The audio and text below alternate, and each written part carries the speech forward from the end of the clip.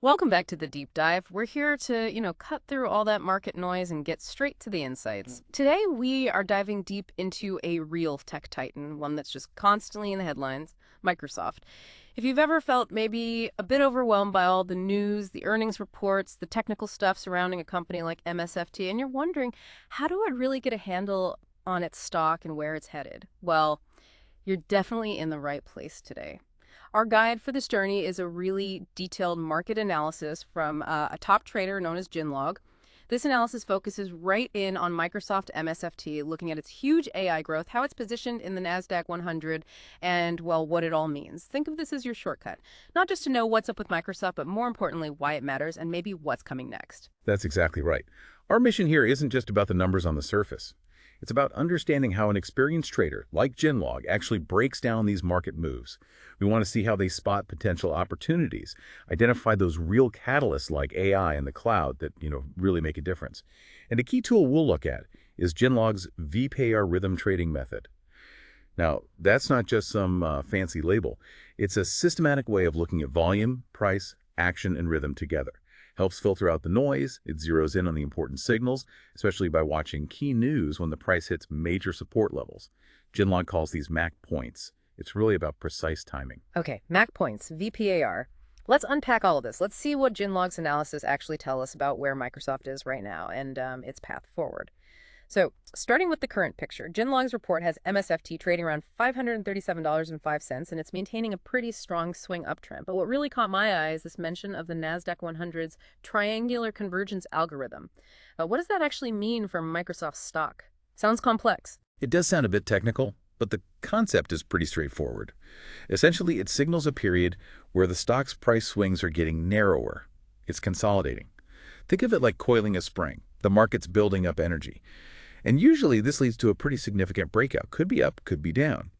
But for a strong company like Microsoft, this kind of convergence often resolves to the upside.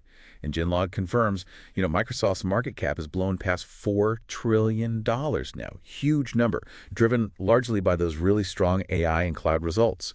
And interestingly, JinLog's recent short-term target of $554, it already hit that, shows the momentum. Wow, okay. So, if the market's like a coiled spring, this makes JinLog's actual investment opinions really interesting, doesn't it? This is where it gets practical for anyone listening. What are the actionable takeaways JinLog offers for, say, different investment timelines? Yeah, JinLog lays it out very clearly, tailored for different styles. So for the short-term trader, the idea is buy on dips. Look for pullbacks towards that $525 level. Then, don't be too greedy. Take some partial profits near $554. It's tactical. Now, for swing traders, people holding for maybe days or weeks, the recommendation is different. Enter around the $504 support level. The target there is higher, $565. But critically use a stop loss at the $451 swing MAC point. Okay, you mentioned MAC point again. You said it's a critical support level for risk management. Can you expand on that a bit? What makes it critical? Absolutely. A MAC point isn't just some random price. It's a level JinLog identifies where historically significant buying interest has shown up. Or, crucially, if the price breaks below it, the current upward trend might be in trouble. It's a key line in the sand for risk. So, for that swing trader, putting a stop loss at $451 means if the bullish case of this time frame breaks down, you get out. Protect your capital. It's about discipline. Then there's the midterm investor. Here, JinLog suggests accumulating shares in stages or tranches near $463. This is less about quick trades and more about riding that big, powerful wave of AI and cloud momentum, the target. A much higher $610. That's incredibly helpful, clear levels for different approaches. Now, JinLog also notes Microsoft is trying to break out of that Nasdaq 100 triangle and is now trading within an ascending box pattern around that $537 mark. What does this ascending box picture tell us, especially with those entry points in mind? Right, the ascending box. It's a great visual. It shows the stock price moving steadily higher, but within a defined upward sloping channel. So it's making higher highs and, importantly, higher lows consistently. It signals a strong, controlled uptrend. Dips tend to find support near the bottom of this box, reinforcing the upward path. It's like JinLog is saying, look, this stock isn't just going up randomly, it's climbing in a structured way. And this visual ties perfectly into JinLog's rhythm analysis. That's a core part of the VPA method, digging into the underlying momentum. JinLog breaks down trend, rhythm, and funds flow across time frames. It gives us a much deeper view than just looking at price. Let's quickly go through that rhythm breakdown because it's key. Short term, trend. Accelerating, maintained. Rhythm, rising, holding strong. Funds flow, expanding, stable. So immediate picture. very positive. Money coming in, swing time frame, trend, still accelerating, maintain, that's good. But the rhythm, JinLog describes it as weakening or transitioning, funds flow, expanding and held, midterm, trend, again, accelerating and maintain, rhythm, developing or forming, funds flow, converging or adjusting. So a slightly different feel for each time frame. Huh. That difference between trend and rhythm is really interesting. So what do these rhythm and funds flow indicators actually suggest about Microsoft's underlying health? Especially that weakening, transitioning swing rhythm that sounds like a yellow flag, maybe? Something to watch closely. It definitely is something to watch, but maybe not a red flag just yet. The overall picture is still one of robust health. The crucial thing is that the trend itself is still accelerating across all timeframes, according to JinLog. So that weakening, transitioning rhythm in the swing period, it likely suggests temporary pauses, maybe some consolidation, short-term profit-taking, like a runner catching their breath mid-race, not stopping. The momentum might just ease off a bit temporarily, and the expanding funds flow alongside it suggests money is still coming in, ready to support those dips.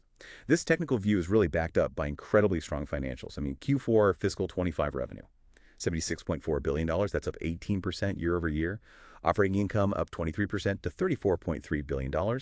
And looking back a bit, Q3 fiscal 25 saw Azure and cloud services hit $42.4 billion, up 20%. Intelligent cloud overall up 33%, just massive growth. Plus, they pay a dividend, lira $1.83 quarterly now, yielding about 0.63%. And maybe the biggest number, Microsoft is planning a record $30 billion investment in AI just this year. JinLog sees this not just as spending, but as a sign of absolute commitment to leading in AI, fueling that potential long-term exponential growth. Those are some truly staggering numbers. Definitely provides a solid foundation for that positive outlook. Okay, so beyond the financials, what other big news or events does JinLog highlight as shaping Microsoft's path? What are the key catalysts? Or maybe potential headwinds? Yeah, JinLog points to several key developments. There are the ongoing OpenAI partnership talks. JinLog suggests this could hint at Microsoft wanting a bit more autonomy in its AI strategy. More independence could mean, tighter control over their own AI models, faster integration, maybe less reliance on others. That's a huge potential value driver long term. Makes sense. What else? Then there's the constant product innovation. Windows 11 Insider builds just added 9 new AI features. Things like image captioning, a Discover widget. JinLog sees these kinds of granular AI integrations into core products as really important.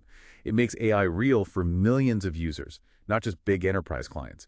It deepens that sticky ecosystem Microsoft has. They're also really pushing their AI cloud partner program that's about growing the whole ecosystem around their AI offerings. And a big win recently, the FTC dropped that Activision Blizzard lawsuit. That removed a major headache, a regulatory cloud, and really de-risked the gaming segment significantly. Allows them to focus on integrating that huge acquisition. And just this past July, their partner center added concierge services for AI cloud partners, again, showing practical support for that ecosystem. It really sounds like a lot of strategic moves are clicking into place, all centered around AI as the main engine, right? Not just hype. And JinLog's strategy scenarios seem to tie this news back to those buy-sell points we talked about. It connects the dots. Exactly. It's a cohesive picture. And JinLog adds another layer of technical analysis with Elliott wave theory. Basically, Elliott wave tries to map recurring patterns in market psychology, which show up as waves in price charts. It's about tracking investor sentiment shifts. So, short term, JinLog sees Microsoft in a wave 3 impulse. Wave 3 is usually the strongest upward move in the pattern, driven by wide acceptance, positive news, matches the expanding rhythm and funds flow. For the swing time frame, it looks like it's transitioning into a wave 4 correction. This fits with that weakening transitioning rhythm. It's a normal pullback. JinLog expects support to come in around that 504 to 525 lower zone during this phase. And then midterm, it appears to be setting up for a wave 5 entrance. Wave 5 is often the final push higher in a sequence, driven by late enthusiasm, which kind of makes sense given that massive AI investment push. Okay, so if we pull all this together, the Elliott waves, that ascending box, the rhythm analysis, plus the fundamental news and the financials, what's the big picture takeaway? How does JinLog synthesize all these different layers into an overall outlook for Microsoft? Well, the technical patterns generally reinforce the idea of a strong ongoing uptrend, but one that has these natural pauses or consolidations. The news, especially the AI developments and cloud growth, provides a fundamental reason for the uptrend, validating the technicals. JinLog even looks at community flow, which is interesting, checking sentiment online.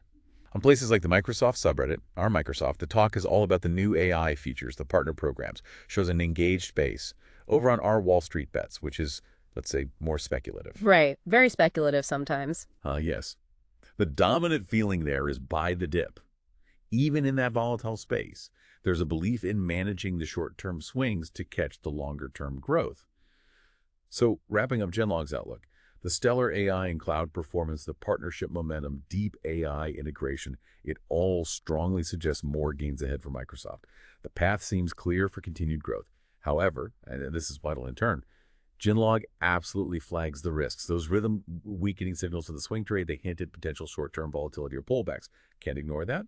There's also the possibility of setbacks in gaming, maybe competition heats up, or integrating Activision is slower than hoped.